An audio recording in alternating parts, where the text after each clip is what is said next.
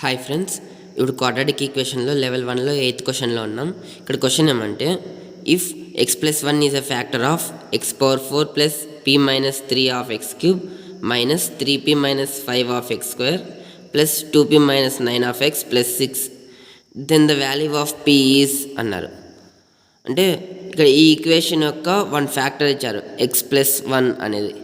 ఇప్పుడు ఒకవేళ క్వశ్చన్ ఆన్సర్లో వద్దాం, చాలా సింపుల్ సొల్యూషన్. x+1 అనేది ఫ్యాక్టర్ అయితే దాన్ని ఒక రూటు x=-1 అనేది ఒక రూట్ అవుతుంది. అప్పుడు x=-1ని వాళ్ళు ఇచ్చిన మెయిన్ ఈక్వేషన్లో సబ్స్టిట్యూట్ చేస్తే మనకి p వాల్యూ అనేది వస్తుంది, =0 వేసుకుంటే ఆ ఈక్వేషన్ని. So substitute x-1 in equation 1, ఇది ఈక్వేషన్ 1 అనుకుంటాం. దీంట్లో సబ్స్టిట్యూట్ చేసి =0 పెట్టుకుంటాం. -1^4 plus p minus 3 of -1³ minus 3p minus 5 of -1² plus 2p minus 9 of -1 minus 6 0. ఇంకా దీనంతా సాల్వ్ చేసుకుంటూ పోతే మనకి p వాల్యూ 4 అనేది వస్తుంది. దీంట్లో ఆప్షన్స్ ఏమీ లేదు, డైరెక్ట్ p వాల్యూ కనుక్కోమన్నారు.